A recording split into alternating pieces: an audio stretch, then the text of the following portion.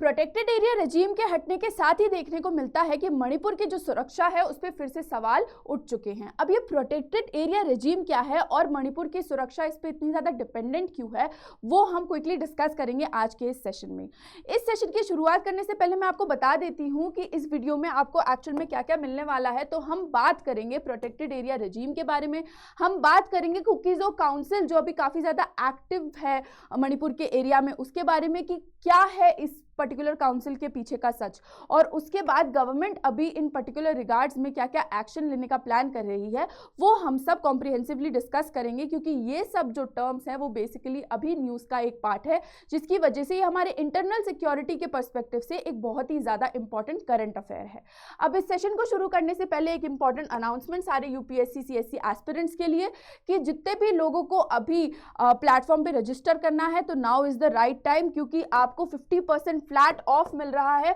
और साथ ही साथ आप जितने महीने का सब्सक्रिप्शन लेते हैं उतने ही महीने का आपको एक्सटेंशन भी मिल रहा है। आपको करना बस ये है कि NST लाइव का कोड यूज करना है और उससे आप ये जितने भी बेनिफिट्स हैं उनको क्लेम कर सकते हैं। लिंक जो है वो डिस्क्रिप्शन में दी गई है। तो अगर आप अपनी तैयारी अभी स्टार्ट करना चाहते हैं तो बिल्कुल सही टाइम है अभी ये सब्सक्रिप्शन लेने का भी और तैयारी को शुरू करने का भी। तो अब इस सेशन का जो बेसिक ऑब्जेक्टिव है उसको स्टार्ट करते हैं और न्यूज़ को सबसे पहले डिस्कस कर लेते हैं। तो वेंसडे यानी कि जो बीता हुआ कल है उसमें MHA ने रीइम्पोज करने का डिसाइड किया कि जो हमारा प्रोटेक्टेड एरिया रेजीम था वो हम फिर से नॉर्थ ईस्ट के कुछ एरियाज में रीइम्पोज करेंगे। अब इसकी जो वजह है वो ये है कि काफ़ी ज़्यादा security concerns over the time बढ़ते जा रहे हैं और अगर हम इन सिक्योरिटी कंसर्न्स को प्रोब इन करते हैं और इनके बारे में इन्वेस्टिगेट करते हैं तो हम देखते हैं कि काफ़ी ज़्यादा एक्सटर्नल इन्फ्लुएंसेस जो हैं वो भी एग्जिस्ट करते हैं इन सारे मुद्दों पे, इन सारे मैटर्स पे,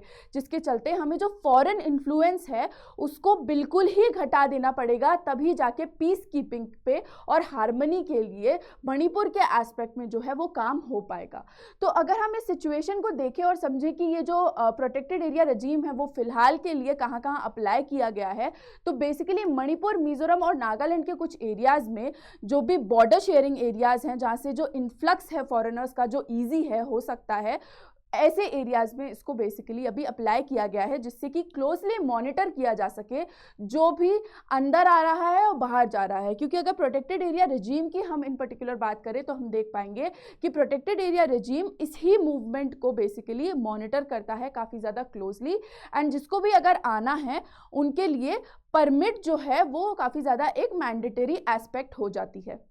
अब जैसा मैंने आपको इंट्रोडक्टरी टाइम में बताया कि इसको बेसिकली रिलैक्स कर दिया गया था, तो उसका अगर हम रीज़न जाने तो बेसिकली टूरिज्म को फैसिलिटेट करने के लिए इस पर्टिकुलर रेजीम को रिलैक्स किया गया था 2018 में। लेकिन तब से ही हम देख रहे हैं कि एक सर्ज, एक जो चेन है ऑफ इवेंट्स वो काफ़ी ज़्यादा बढ़ चुकी है। जो पहले हम देख पा रहे थे कि ये जो हमने रिलैक्सेशन प्रोवाइड किया था, क्योंकि हार्मनी और पीस कीपिंग एक तरीके से थोड़ी सी शांति जो थी वो इस्टेब्लिश हो गई थी मणिपुर में, इस सबको देखने के साथ हमने रिलैक्सेशन प्रोवाइड किया था कि चलिए फॉरेनर्स भी अब टूरिज्म वगैरह के लिए आ सकते हैं, क्योंकि ये हमारी इकोनॉमी के लिए काफ़ी ज़्यादा इंपॉर्टेंट है, हमारी एज अ कंट्री फंक्शनिंग के लिए काफ़ी ज़्यादा इंपॉर्टेंट है, क्योंकि नॉर्थ ईस्ट के जो एरियाज है वो काफ़ी ज़्यादा ब्यूटीफुल है एंड ये सब जो है वो ग्लोबली पहुंचना चाहिए लोगों तक। जो कल्चर है, जो प्रैक्टिसेस हैं और जो सीनिक व्यू है, हर चीज़ जो है वो कल्चरल एक्सचेंज का पार्ट होने चाहिए, जिसके चलते ये जो रेजीम थी उसको रिलैक्स कर दिया गया। बट देन देखा गया कि एथनिक वायलेंसेस जो हैं वो और ज़्यादा बढ़ते जा रहे हैं।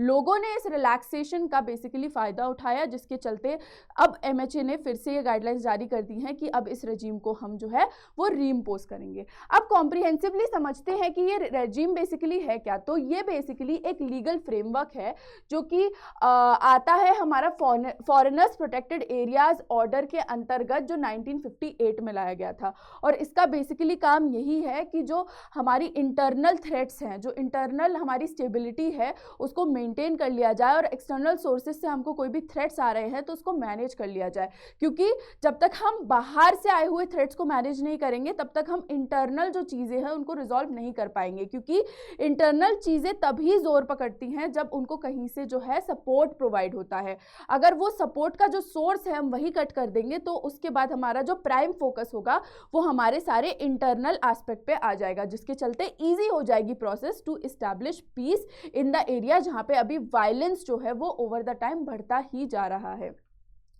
फिर जैसा मैंने आपको बताया कि एक पीएपी की ज़रूरत होगी जो कि मूवमेंट जो है उसको मॉनिटर करेगा, एंड अगेन इसके बिना जो है एंट्री किसी को नहीं मिलेगी।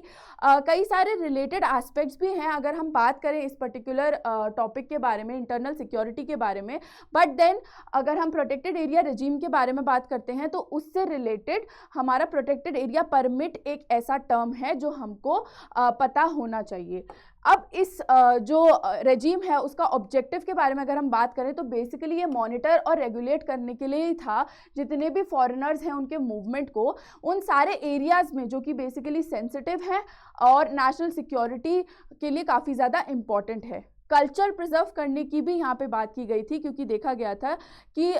जो फॉरेन मूवमेंट है उसकी वजह से जो वहाँ का लोकल कल्चर है किसी जगह का वो काफ़ी ज़्यादा इम्पैक्ट होता है, जिसके चलते अगेन प्रेजर्वेशन उतने अच्छे से नहीं हो पाती। तो सिर्फ ऐसा नहीं है कि वायलेंस के चलते ही या किसी प्रॉब्लम के चलते ही इस रेजिम को इम्पोज किया जाता है, बल्कि अगर हमको कुछ प्रोटेक्ट करना है कल्चरली तो उस एस्पेक्ट में भी इस रेजिम को इम्पोज किया जा सकता है, विच इज़ द केस अभी मणिपुर में जो हम डिस्कस कर रहे हैं, जो अभी न्यूज़ में है उसके चलते।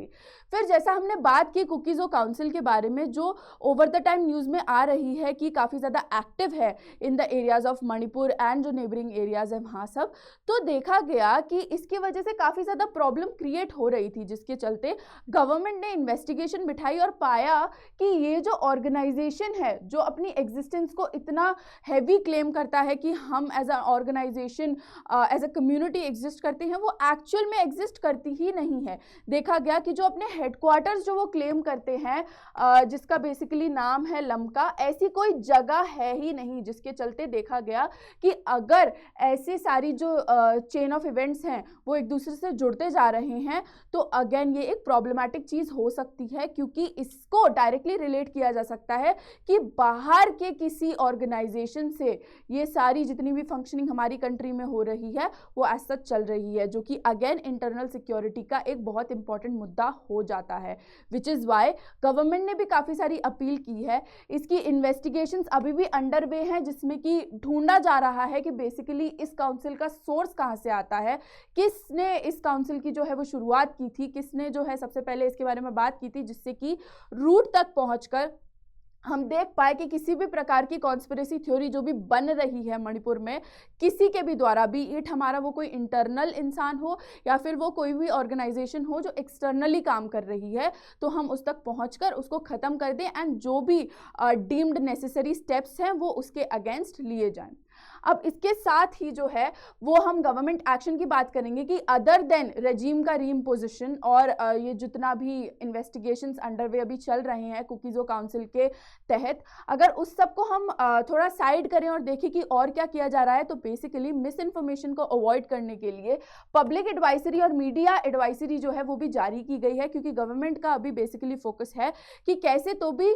पीस का जो माहौल है वो मणिपुर में और जो नेबरिंग स्टेट्स हैं जहाँ पे बेसिकली प्रॉब्लम हो रही है, जो नेबरिंग डिस्ट्रिक्ट्स हैं उसमें बेसिकली इस्टेब्लिश कर दिया जाए, जिससे कि हम जियोपॉलिटिकली, हम कल्चरली और हम इंटरनली जो है वो सेफगार्ड हो जाए, क्योंकि एक्सटर्नल थ्रेट्स की वजह से मिस इन्फॉर्मेशन फैलती है एंड इस मिस इन्फॉर्मेशन से इंटरनल जो हमारा सिक्योरिटी है वो इम्पैक्ट होती है, क्योंकि इंटरनल जो लोग हैं वो इंटरनली काफ़ी ज़्यादा सफ़र करने लगते हैं, डिस्टर्ब हो जाते हैं, जिसके चलते ये मिस इन्फॉर्मेशन एम्पलीफाई होती है and over the time problem जो है वो जो छोटी सी थी वो बहुत ज़्यादा बढ़ चढ़ के सामने आ जाती है, जिसके चलते गवर्नमेंट ने अभी रिक्वेस्ट किया है पब्लिक को भी और मीडिया को भी कि ऐसी कोई भी अगर इन्फॉर्मेशन आप तक आती है तो उसको क्रेडिबल सोर्सेज से पहले वेरीफाई करें एंड अगर वो वेरीफाइड न्यूज़ है तो हम तक पहुँचाएँ, जिससे कि हम उस पर एक्ट कर पाएँ, हम उस पर एक्शन ले पाएँ, क्योंकि क्योंकि जो फोकस है वो पीस प्रोसेस पे है और अभी जो इंटीग्रल मुद्दा है इस पूरी सिचुएशन का वो यही है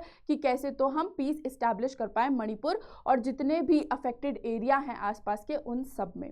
तो आई रियली होप कि ये जो इन्फॉर्मेशन थी वो आपके लिए यूजफुल रही हो, आपको समझ में आया हो कि यहाँ पे जो मुद्दा था बेसिकली डिस्कशन का वो रेजीम के अराउंड ही था। मोर और लेस हमने कुकीज़ों के बारे में इसीलिए बात की क्योंकि कुकीज़ों जैसी कई सारी ऑर्गेनाइजेशंस हैं जो कंट्रीब्यूट करती हैं हमारी कंट्री में इंटरनल डिस्टर्बेंस क्रिएट करने के लिए, एंड हेंस हमें पता होना चाहिए कि हमें जितनी भी इंफॉर्मेशन है उस पर एज सच विश्वास नहीं कर देना है, हमको उसको क्रेडिबल सोर्सेज से चाहे वो किसी के भी बारे में हो पहले वेरीफाई करना है एंड देन उस पर एक्ट अपॉन करना है। अब जो बैचेस हैं उसके रिलेटेड इन्फॉर्मेशन की ये सारे बैचेस जो हैं वो लाइव हो चुके हैं, फिर चाहे हम हिंदी बैच के बारे में बात करें, इंग्लिश बैच के बारे में बात करें या इंग्लिश बैच के बारे में बात करें। तो अगर आप इनमें से कोई भी 2026 या 27 का ईयर टारगेट कर रहे हैं तो अभी के अभी जाइए और स्टार्टिंग में जो मैंने आपको प्रोसेस बताई थी सब्सक्राइब करने की प्लेटफॉर्म पे क्विकली जाके सब्सक्राइब कीजिए क्योंकि now is the right time because offers भी जो हैं वो भी काफ़ी ज़्यादा एक्साइटिंग चल रहे हैं हमारे प्लेटफॉर्म पर। तो अगर आपको ये जितनी भी इन्फॉर्मेशन मैंने अभी आपको शेयर की वो अच्छी लगी हो then please do like share comment and subscribe to our channel if you already haven't till now which is let's crack UPSC CSE. हमारा टेलीग्राम चैनल भी है, उसको भी आप ज्वाइन कर सकते हैं, लिंक जो है वो डिस्क्रिप्शन बॉक्स में है। एंड इसी के साथ ये जो सेशन है वो ख़त्म होता है and thank you so much for watching all this while. I hope कि ये जो इनिशिएटिव है करंट अफेयर्स का वो आप सबके लिए यूजफुल रहा हो। With this is me Nandini your educator for the day signing off. Thank you so much for watching.